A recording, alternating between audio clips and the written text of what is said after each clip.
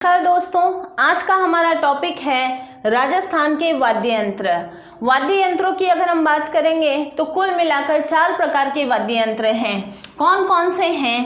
पहला तो है तत् वाद्य यंत्र, दूसरा है सुशिर वाद्य यंत्र, तीसरा कौन सा है? अवनद, और चौथा है घन वाद्य यंत्र। तो राजस्थान में 4 प्रकार के वाद्य यंत्र पाए जाते हैं। आप मेरे साथ लास्ट तक बने रहें क्योंकि हम सभी वाद्य यंत्रों की शॉर्ट ट्रिक पढ़ने वाले हैं। इसके अलावा हर एक वाद्य यंत्र की क्या विशेषता है और किस वाद्य यंत्र में कितने तार लगे हैं या कौन सा वाद्य यंत्र किस चीज से बना है वो भी हम इस वीडियो में पढ़ेंगे। सबसे पहले हम लेंगे तत्व वाद्य यंत्र। तत्व वाद्य यंत्र किसे कहते हैं? जिसमें क्या लगे हुए होने चाहिए? तार लगे हुए होने चाहिए।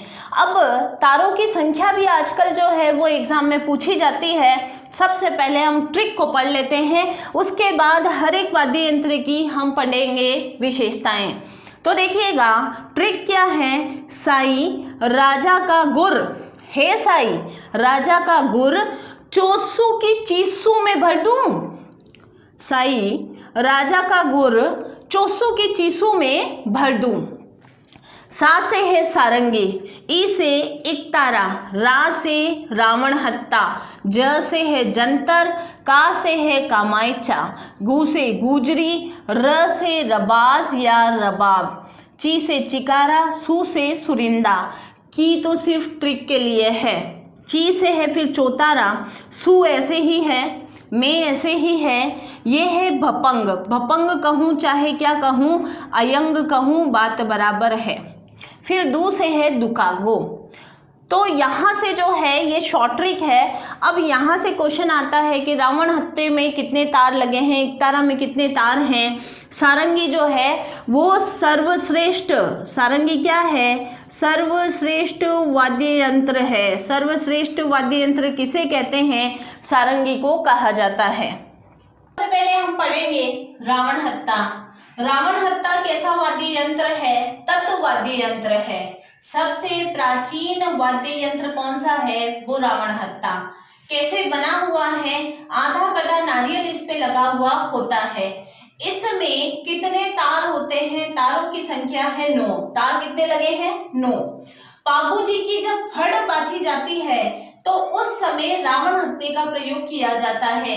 आपके टॉपिक है राजस्थान के लोक देवता, उसमें भी आता है कि पाबूजी की फड़ जो है किस वाद्य यंत्र पर बाची जाती है, तो वो है रावण हत्ता।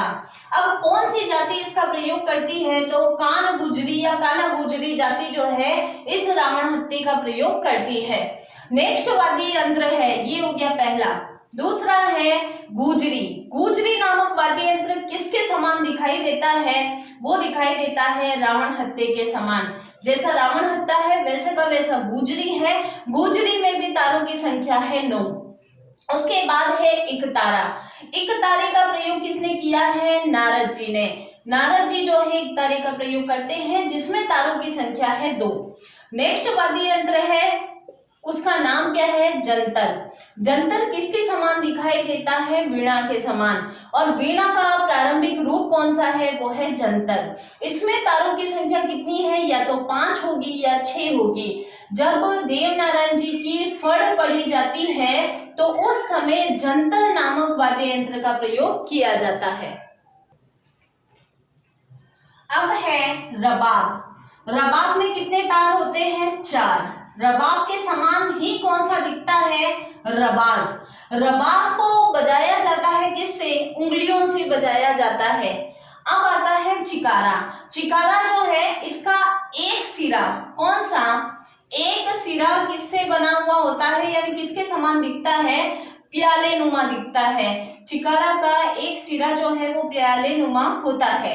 फिर है सुरिंदा। सुरिंदा कैसा है? घुंघरू के समान। फिर है सारंगी। सारंगी जैसा ही क्या दिखता है? कामायचा।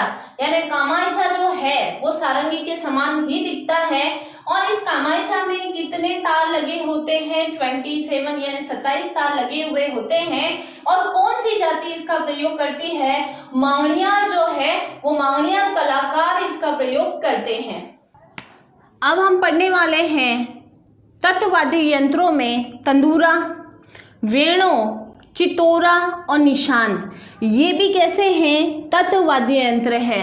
लेकिन इन सभी में तारों की संख्या कितनी होती है? 4 होती है।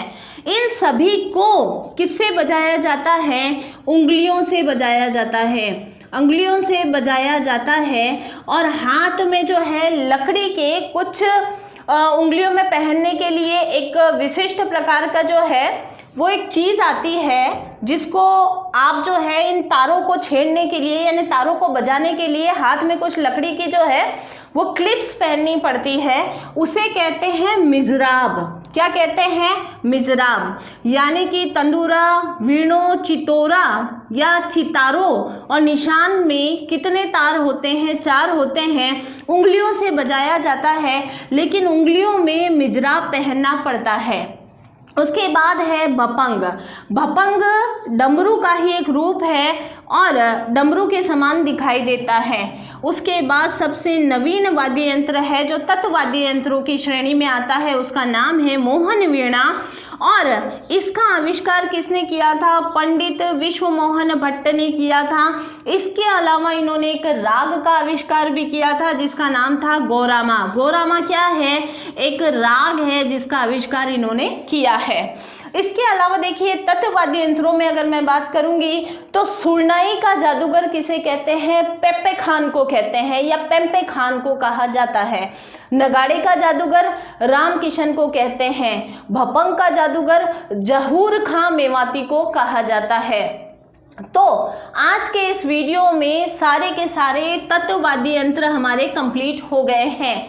अगली वीडियो में हम पढ़ेंगे सुशीर वाद्य यंत्र, उसकी सारी शॉर्ट ट्रिकें। वीडियो अच्छी लगी हो ज़्यादा से ज़्यादा लाइक करें, शेयर करें। चैनल पे नए हो तो सब्सक्राइब करना बिल्कुल नहीं भूलें। वापस मिलते हैं नेक्स्ट वीडियो में और पढ़ेंगे सुशीर वाद्य यंत्र।